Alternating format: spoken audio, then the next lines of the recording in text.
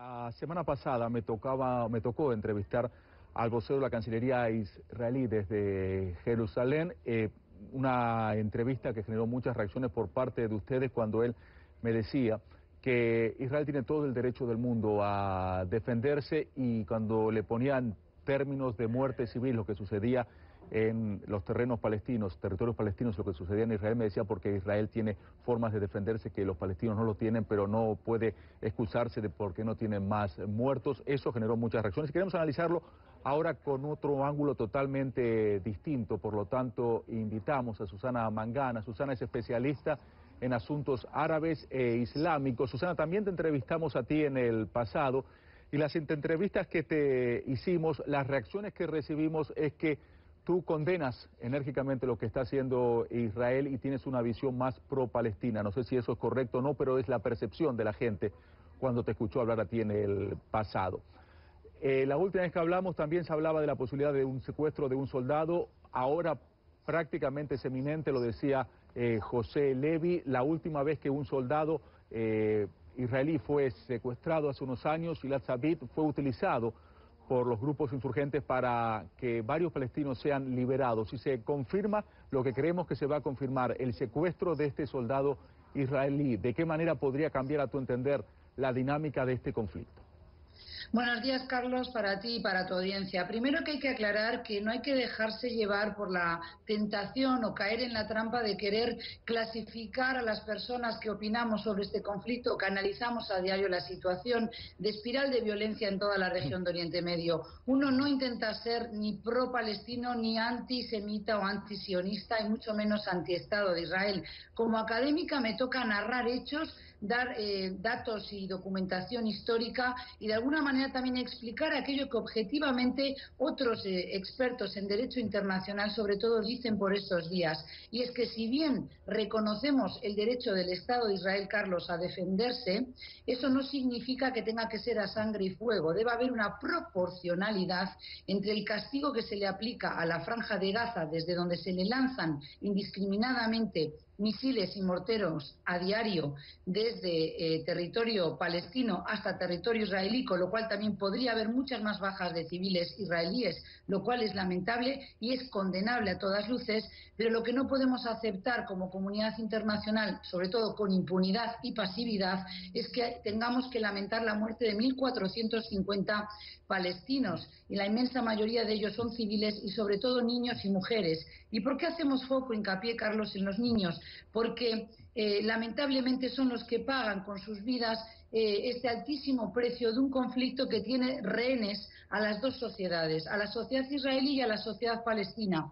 Y es una guerra asimétrica entre milicianos de Hamás, que son terroristas, que son extremistas y que no reconocen la existencia o el derecho a existir del Estado de Israel, y provocan la ira, la furia de un Estado y su ejército. Pero esa superioridad a la que se refería también José Levi, nuestro corresponsal allí en Jerusalén, la superioridad, por tanto, táctica militar de Israel, debe ir, Carlos, acompañada de una superioridad moral. Es decir, habría que reducir el número de víctimas, porque realmente esto solo vuelve a confirmar la generación de una espiral de violencia. De confirmarse, Carlos, Sí, dime. el secuestro Lo del soldado, sí.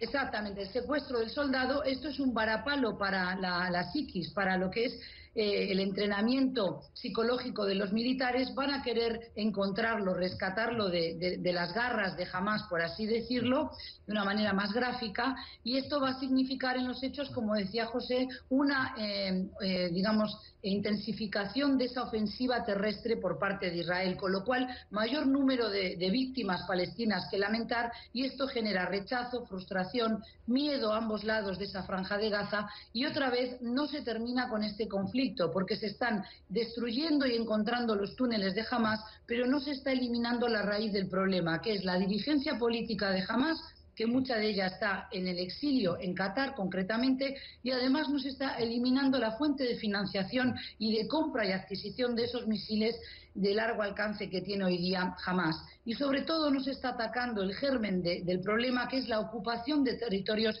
palestinos. Ya no se habla de territorios ocupados, sino directamente de Palestina, porque Palestina fue reconocida por Naciones Unidas, recordarás, en noviembre del 2012 como Estado observador. Si no se resuelve eso, no sé. Te quiero preguntar, Susana, para aprovechar el tiempo, que es muy limitado aquí en la tele, tú sabes. Este conflicto que estamos viviendo, que tú lo pones en contexto de una manera muy clara, entre Israel y Gaza, ¿tú crees, viviendo en Uruguay, siendo docente en Uruguay, conociendo la realidad que se vive en Latinoamérica, cómo conviven los judíos con los palestinos, podría quebrar, quiero decir, o hay una histórica convivencia pacífica, puedo decir, o tal vez estoy equivocado, entre las comunidades judías y palestinas en nuestra región? No lo estás, Carlos. Efectivamente, hasta 1967, concretamente, hasta la Guerra de los 6 días, la colectividad judía y la comunidad árabe, que sobre todo no era palestina en ese momento, sobre todo aquí en el Río de la Plata, en Uruguay, en Argentina, eran masivamente cristianos maronitas llegados de tierras del Líbano y de Siria. Por tanto, había una convivencia tranquila, pacífica, estaban muy asimilados a la cultura latinoamericana, porque esas personas emigraron con el afán de instalarse en la Nueva América y no volver a sus países de origen. Pero a raíz de lo que fue la Guerra de los 6 días, la llegada masiva, por ejemplo, al territorio brasileño de muchos palestinos y a las zonas de frontera, porque las ciudades fronteras siempre son un terreno fértil para la llegada de mercaderes, pero el famoso turco, que es como se les llama en toda América Latina, porque son personas que sin el idioma pueden deambular y vender sus mercaderías. Eso hace ya bastante tiempo que ha cambiado y evidentemente son sedentarios, tienen sus buenos negocios en esos espacios de frontera. Pero la importación del conflicto, claro que enrarece las relaciones entre las dos colectividades, claro. Pero también ha cambiado, Carlos, y esto es muy importante, yo creo, la relación histórica de los gobiernos de América Latina con la causa palestina. Hoy vemos que hay 5 países latinoamericanos, Carlos, que han retirado sus embajadores de Tel Aviv. Esto es una medida de fuerza en clave diplomática para demostrar rechazo y repudio a lo que ellos entienden que es una política agresiva en exceso por parte de Israel hacia la Franja de Gaza. Así lo declararon también en la cumbre del Mercosur en Caracas esta misma semana pasada, ¿verdad? Susana, a propósito de ese punto, estos 5 países que mencionan son Brasil, Chile, Ecuador, El Salvador y Perú, pero también hay que resaltar que Argentina, México, Nicaragua y Uruguay condenaron estos asaltos. La situación de que la retirada de estos embajadores o las llamadas consultas, yo se lo preguntaba al vocero de la Cancillería israelí, se mostraba muy molesto el que los países de Latinoamérica no entiendan las raíces de este conflicto. Tú que eres una estudiosa de este conflicto, ¿tú crees que esta situación, estos 5 países que retiran a sus embajadores y otros 5 países que condenan, podrían aumentar en nuestra región condenando la situación que se está viviendo en Gaza y criticando al gobierno israelí de la manera que lo está manejando?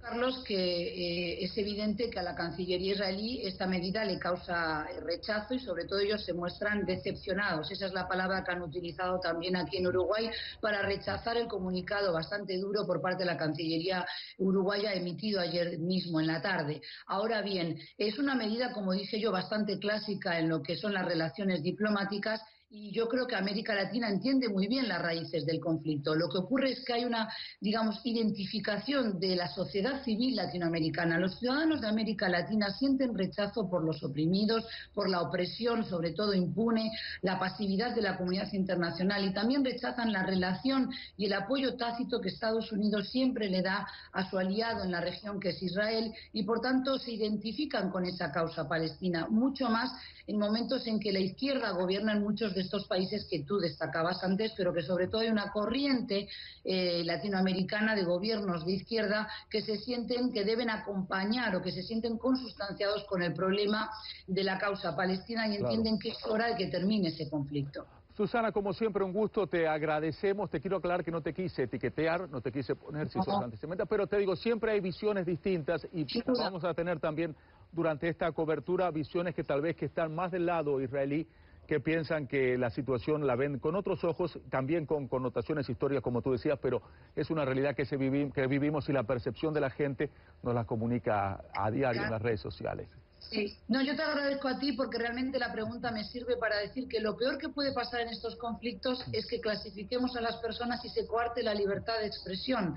Entonces, también hay voces que quieren generar, digamos, debate en la interna de la sociedad israelí, por ejemplo, escritores, cineastas que están en contra de esta ofensiva y que reciben muy duras críticas por parte de otros israelíes, lo cual es muy injusto. Y aquí también en Uruguay recibo críticas, por suerte son muy pocas, pero lo que hay que entender es que hay que analizar este conflicto alejados de la pasión y con el derecho internacional en la mano. Totalmente. Y con objetividad. Y lo que buscamos es el debate, un debate sano y constructivo, y eso es lo que buscábamos. Sería interesante en otra oportunidad tenerte a ti también con esta persona que tendremos en otro momento aquí en nuestra cobertura, para que intercambien ideas de una manera civilizada, por supuesto, sin ofender, y siempre en aras de buscar la verdad y tratar de presentar distintos ángulos de esta historia que los tiene, son varios y muy variados.